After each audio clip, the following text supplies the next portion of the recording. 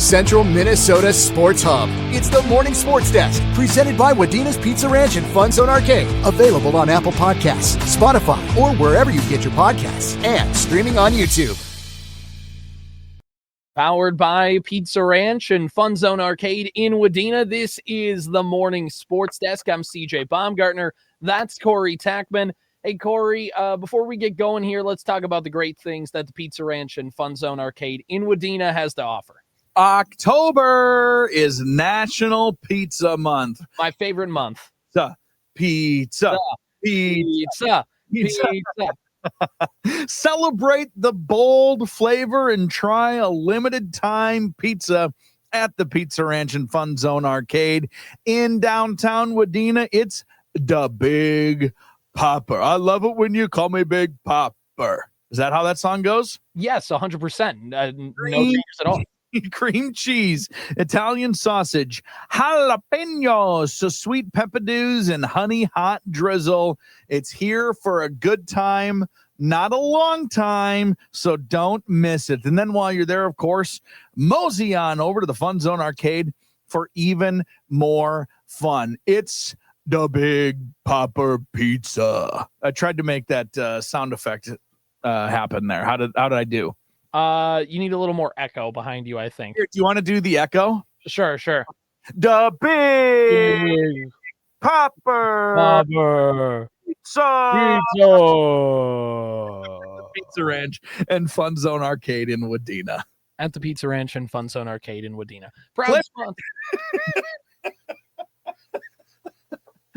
That was so dumb.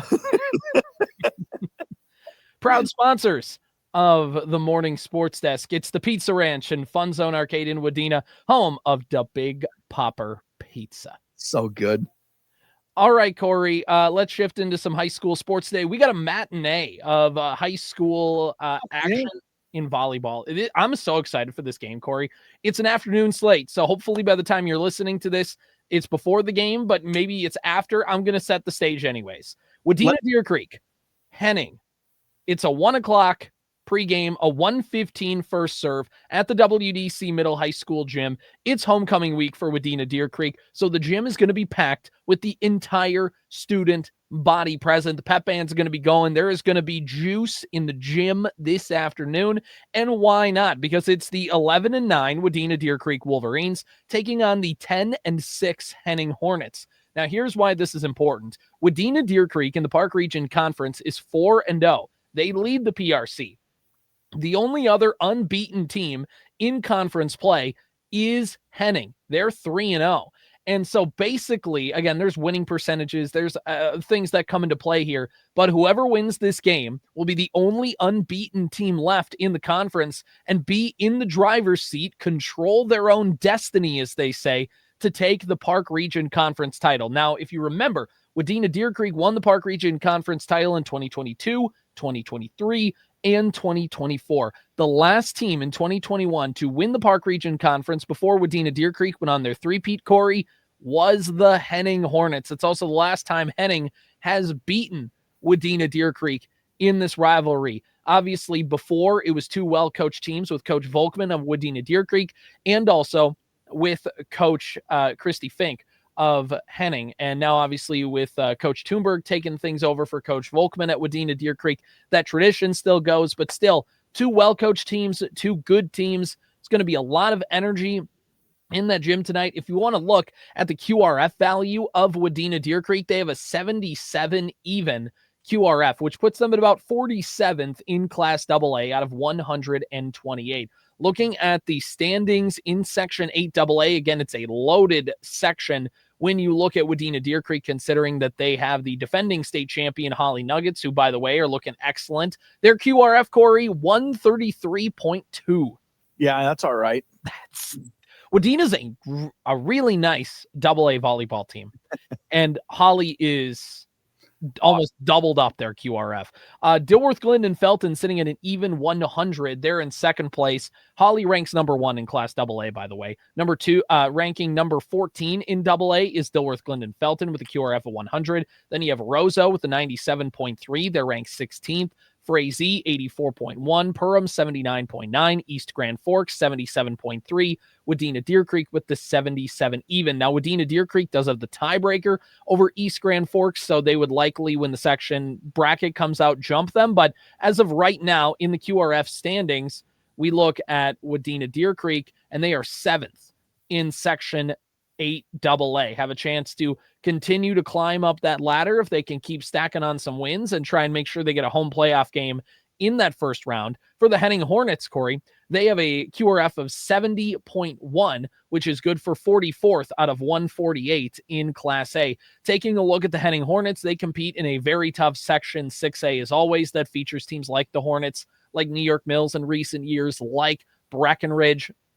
Looking at the standings here, it is all one section. There's no subsections with Section 6A, at least according to Minnesota scores here. So how things break down, Henning right now with their QRF is about 7th as well. Belgrade Bruton El Rosa is the top team in Section 6A with a 101.2 QRF. They're ranked 9th in Class A. Then you have Parker's Prairie, Clinton Graceville Beardsley, Breckenridge, West Central area, Hillcrest Lutheran Academy, and then Henning, kind of breaking things down in a fully loaded Section 6A as well. Corey, it's going to be a 1 o'clock pregame, a 1:15 first serve. You can listen on 101.7 FM, AM920 KWAD. Also streaming online at wadenaradio.com/KWAD. We say this should be a fun one all the time. This should be a great one this afternoon. Let me tack on a couple more things here for you. You mentioned that it is the, that's the 2 undefeateds in the PRC. But after tonight, there's only 2. We're talking about end of season stuff, right? And I know you mentioned it. You're in the driver's seat for that conference title, but there's only 2 conference matches left after tonight. So that's how close we are to this all. And, now, right now, really the only other team threatening at the top of the Park Region Conference is Verndale at 3-1. You talked about Holly's QRF. I just thought this was a fun aside, how good Holly is. They are first in 2A in the QRF in all of 2A volleyball. Yep. And they are 1 point ahead of the second team, which I think is Albany. Yeah, that would make sense. It doesn't matter. So that's how loaded right now 2A volleyball is. Mm-hmm. But 133.2 QRF New Life Academy, by the way. New Life Academy. There we go. A 133.2 QRF rating for the Holly Nuggets is good enough to make them the 8th best team in AAA volleyball. And somehow good enough to make them the 6th best team in 4A volleyball. They're good. Turns out they're awesome. They're good. I've talked with other coaches about Holly. I'm like, hey, just like what makes them so good? I mean, they're awesome. They're defending state champions, but like, what about them? Are they relentless attackers? Do they play what do they do? And talking with various coaches, they say there's just no weak spot on that team. When they rotate, everybody's solid. They're, again, do they have like the biggest high-end hitter who's just going to kill you every single time? No, although they do have good hitters. It's the fact that anybody can beat you. They are just so deep and so good that there's no weak spot on that team that you can attack. You kind of have to, for lack of a better term, pick your poison or, whatever. Like, they are not going to make a mistake on their end of the floor. There is not really a soft spot you can attack them at, and it just makes them very tough to beat. Yeah, you gotta try to stop somebody and hope that 3 of the other 4 players can't and are not on it themselves. Which good luck. Good luck. They're going to beat everybody. Exactly. Albany is 3rd in Class AA with a 121.4 QRF. Pequot Lakes, by the way, they're 5 with a 120.3. So. Can I mention, I saw this the other night. I had Staples, Motley, and Pillager volleyball. Sure. Both in 6AA. You mentioned Albany there. We've talked about 6AA football and how loaded it is, right? There's 5 teams in the top 15 in the QRF. 4 of them are in the top 10. Turns out 6AA volleyball is also loaded because there are 4 teams in the top 8 in 6AA volleyball in the QRF. It's just absolutely insane, that section and what they're doing athletically in 2025. As they say, Corey, that'll play. That'll play. So Let's talk about your game tonight. Yeah, you've got Park Region Volleyball, a matinee. I've got the nightcap of Park Region Volleyball as the Menahga Braves host the Bertha-Hewitt Bears. I'll tell you a little bit about each of our teams here tonight. The Menahga Braves are 6-12 overall. They're 1-3 in Park Region Conference play. CJ, 1-5 in Section 8 AA play. They are coming off a win. They beat Pelican Rapids on Monday night in 4 sets. They're at the Barnesville tournament over the weekend where they went 1-3, winning their final match over New York Mills. We mentioned the 8 AA standings a little bit with Holly at number 1, DGF 2, Roseau 3, Frazee 4, Perham 5, East Grand Forks 6, Wadena-Deer Creek 7, and then it's Thief River Falls 8, Barnesville 9, Menahga the 10 seed in that 8 AA. With a QRF value of 43.8, they are ranked 100th in Class 2A volleyball. The Bertha-Hewitt Bears are 9-9 overall. They're 1-3 in Park Region Conference play. They're 5-1 in Section 5A play. They're coming off a loss in 3 to Parker's Prairie on Tuesday. But, of course, they hosted their own tournament over the weekend where they went 1-3. The Bears still dealing with some injuries and trying to sort out a new life and a new approach to the end of the season. So I look forward to conversations with Coach McDaniel before tonight's matchup just to see where our team's at, not only physically but mentally, how they're kind of coping with some of that. They are in Section 5A. I do want to mention the East standings. Swanville is the top team there.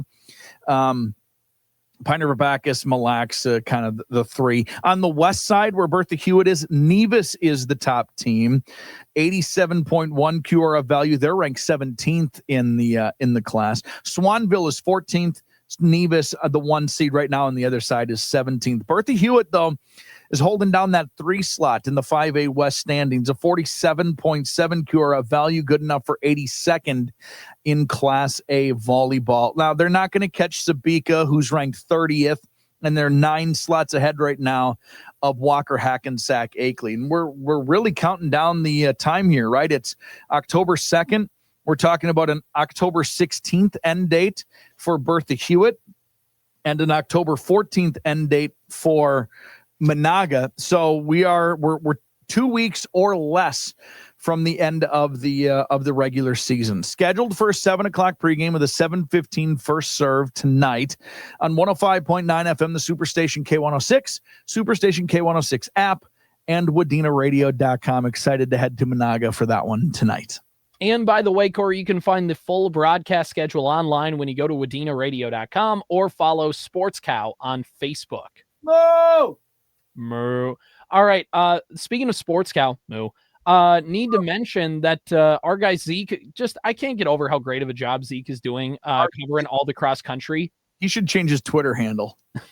Our guy Zeke. I thought he should change it to @cross-country correspondent, XC correspondent, because he's just done a great job covering that in the whole area, and he just has a good knowledge of what's going on. He was on the show yesterday giving us our cross-country update, so go listen to yesterday's episode wherever you get your podcast, as well as YouTube, to hear what he had to say. But I mean, overall, just a really good job of what he's doing with the coverage there. And there's a whole bunch of meets happening today, happening kind of throughout the rest of the week, and he kind of sets the stage tonight with his preview. If you look at Sports Cow on Facebook, OTC invite tonight at Balmoral. There's the Scalarood Memorial in Holly that's going on tonight, and the Twig invite in Crosby Ironton. So there's a lot of meets going on tonight that are featuring a ton of different area teams. And Zeke will have the full write-up tonight when you go to WDC.com or follow Sports Cow on Facebook. And not only that, Corey, we also have a bunch of girls tennis write-ups as well. Yeah, if you head to that local sports page, you'll see some girls tennis results, Park Rapids area and Wadena-Deer Creek, along with Brainerd and Bemidji.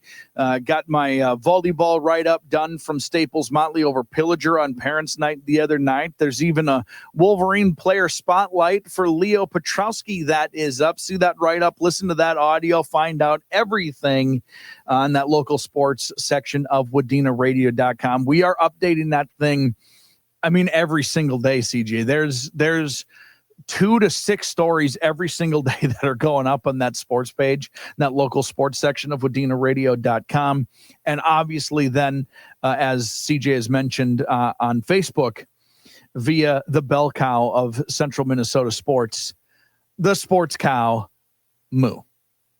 And by the way, when you go on to Sports Cow, you could also check out this post we shared from the Browerville Public School Facebook page. I'm going to try and pull it up here, Corey, because the new gym in Browerville is like so close to being unveiled. Interesting. Look at this thing. I try and find a way to mute the audio here. Look at this thing. Here is a little bit of a video that's, again, we shared it on the Sports Cow page, but it's from the Browerville Public School page. There's just a little pan throughout the gym. You can see the stage that's going to be there, but then there's also a walking track around the gym. There's a scoreboard in the corner. The big Browerville head logo is at midcourt. Home Tigers on the side. I love that cartoon tiger. I love it. It looks great. It's perfect for what they want that logo to be. And then there's the big scoreboard up there as well. They got their pride, excellence, tradition that they have on all their scoreboards as well.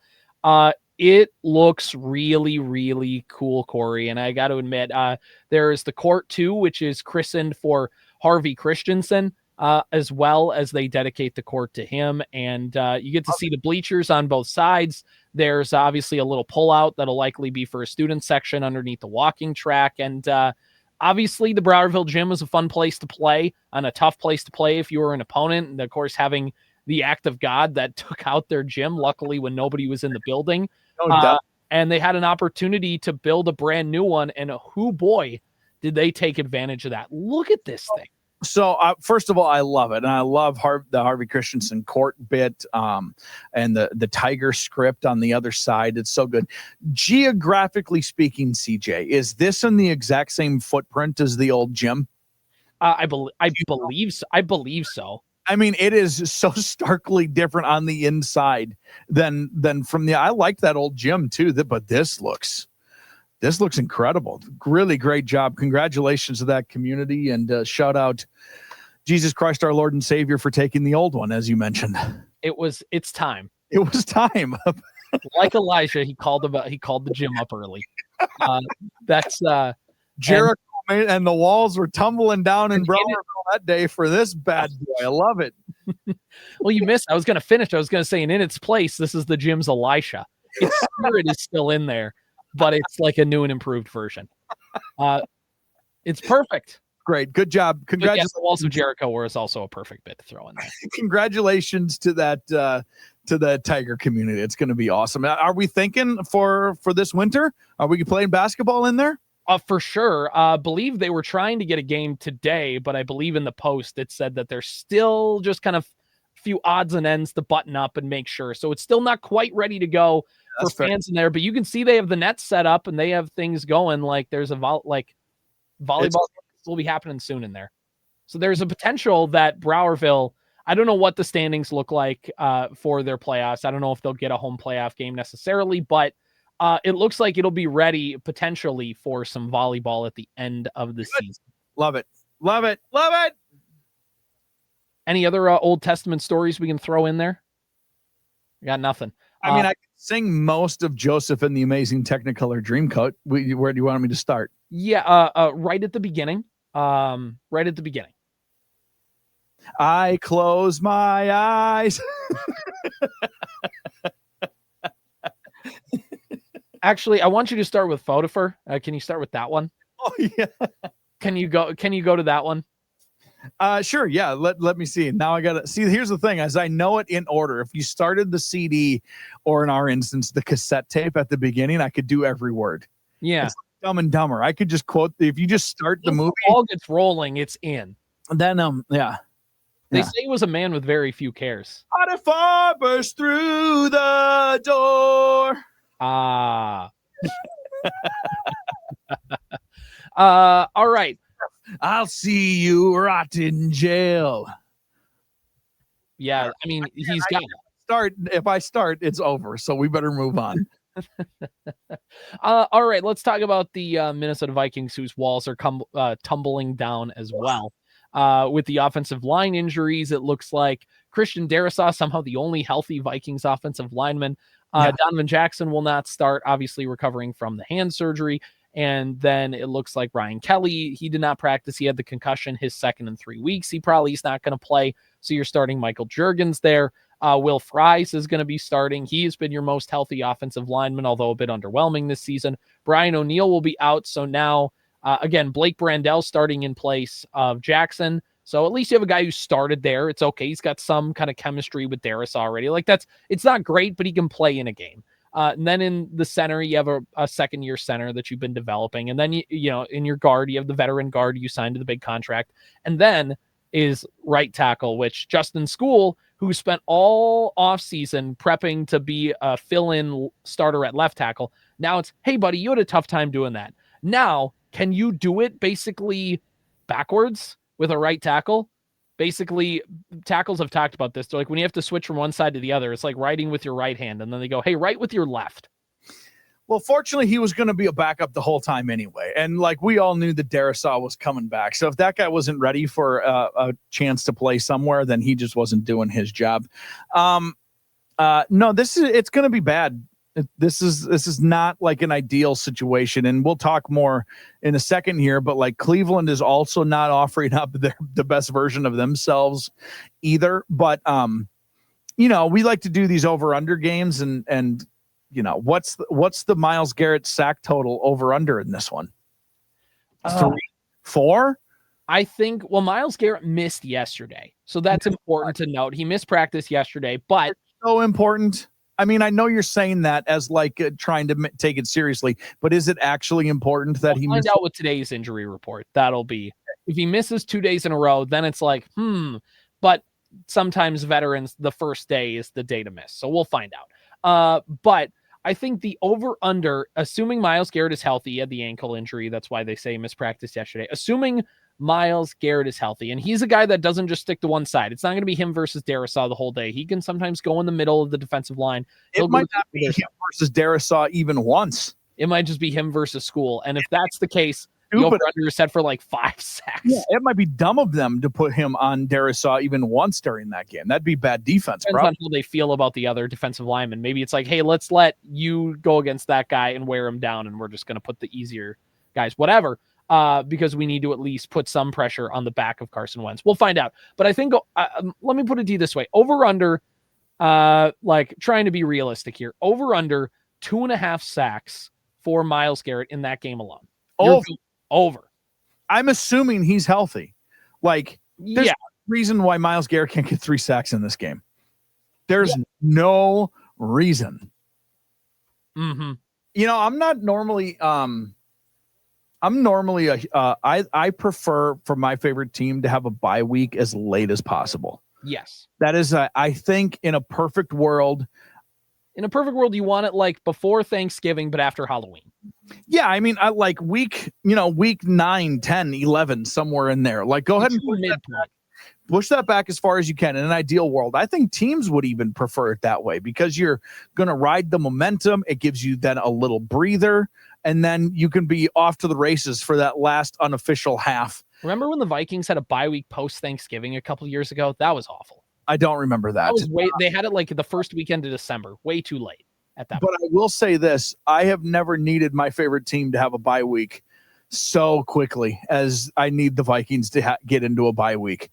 Like, thank goodness this next week is a bye week for them. They're going to need it badly. And not even everybody's going to be back when it's all said and done. That's how badly they need this. The good news is, though, is that theoretically you'll get back your right guard or your left guard in Donovan Jackson. So theoretically you get him back after the bye. That's one less backup offensive lineman you have to throw in. And then it's all on Brian O'Neill, and it's just an MCL sprain. So he avoided the big injury, but still no like huge timetable on when he's going to be back. Although maybe if he doesn't get the Philadelphia game, he would come back like the week after. So like, again, it gives you just a week buffer.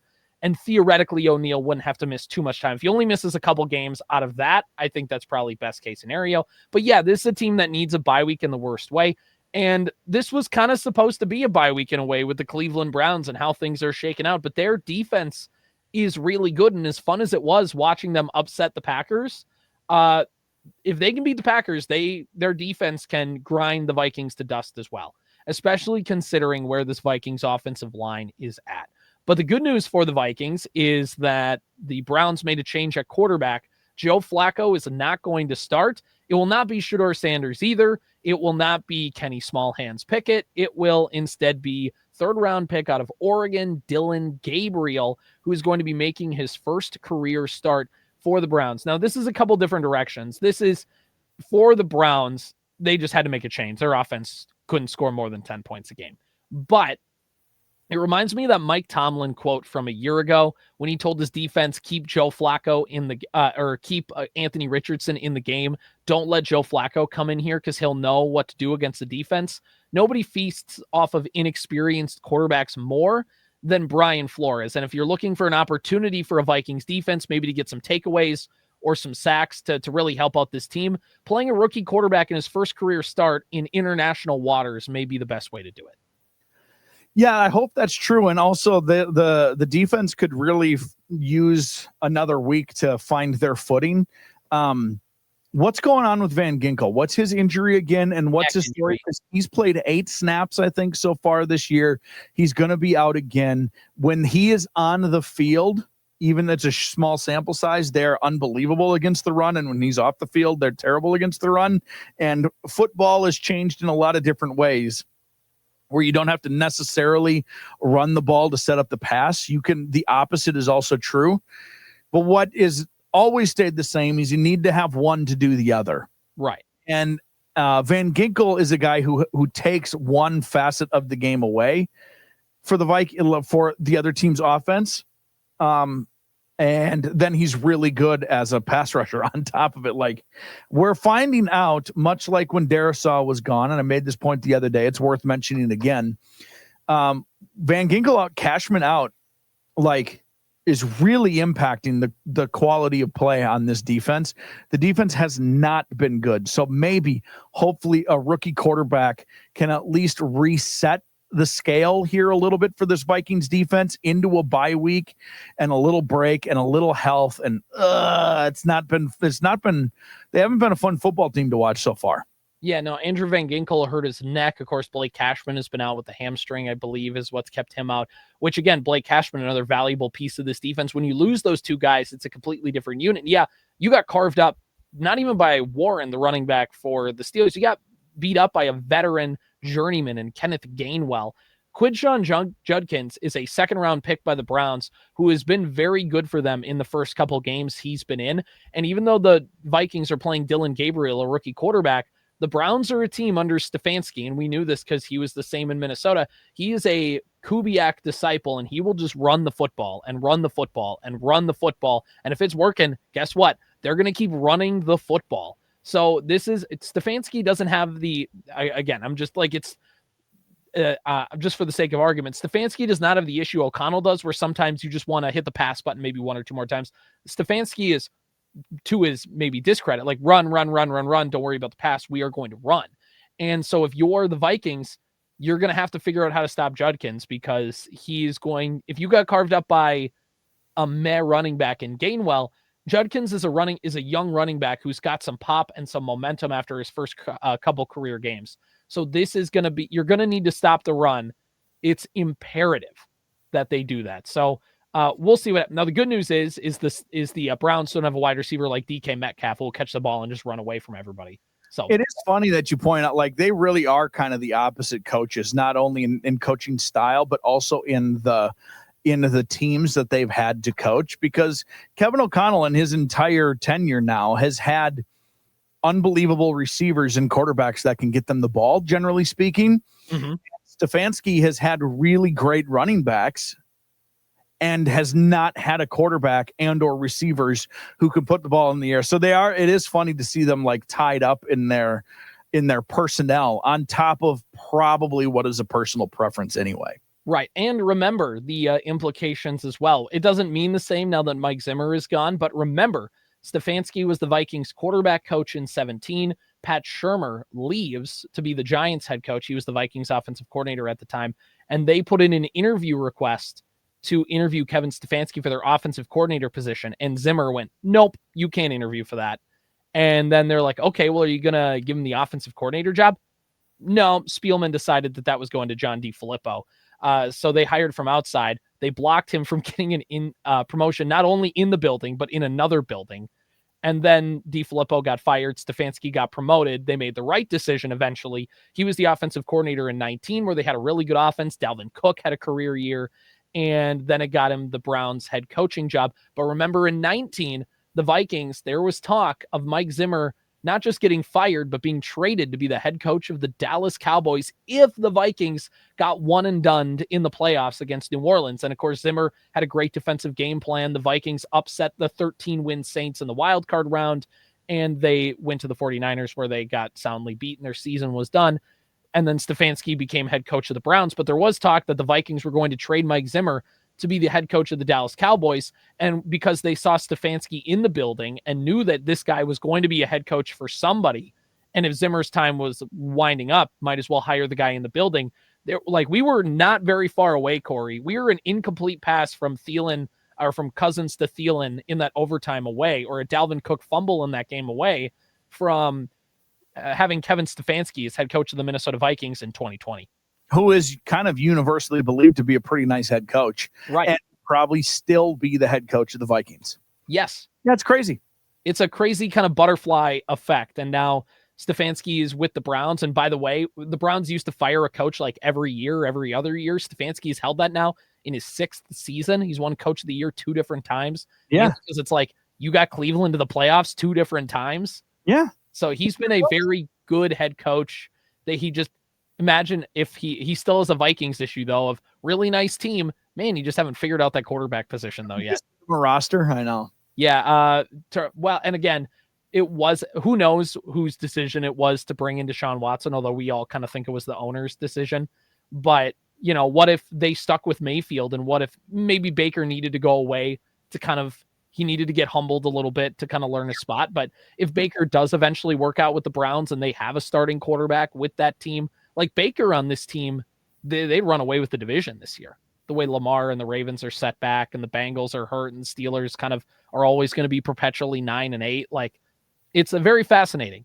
It's also would have been fascinating if Stefanski would have been with the Vikings and kind of Kirk played his best football under Stefanski running the Kubiak offense. And is Kirk's, would Kirk have still been the starting quarterback? Would they have drafted one? It's a very fascinating domino effect. I really do think Stefanski's a good head coach, and it's why, even though the Browns have been a bad team and had bad years, they stuck with him, mainly as the ownership goes, sorry, I made you guys pick I made you guys pick some bad quarterbacks. I'm going to let you keep your job because that one was on me. But if only billionaire owners were that self-aware. Yeah, it's also more of a lazy. You guys handle it, figure it out. And who knows, maybe if they end up winning like 6-7 games, Stefanski will still keep his job. Maybe he won't. I don't know. But if he's going to get hired immediately by someone. He would get hired immediately, whether it's like a head coach immediately or like, you're my offensive coordinator and like, I don't care if you're here for a year, just come here, be a good OC and go get he'll get a job within 2 years. Like, easily. So anyway, all right. Morning Sports Desk, powered by Pizza Ranch and Fun Zone Arcade in Wadena. See you. Powered by Wadena's Pizza Ranch and Fun Zone Arcade. Follow the Morning Sports Desk on Apple Podcasts, Spotify, or wherever you get your podcasts. And watch every show on YouTube.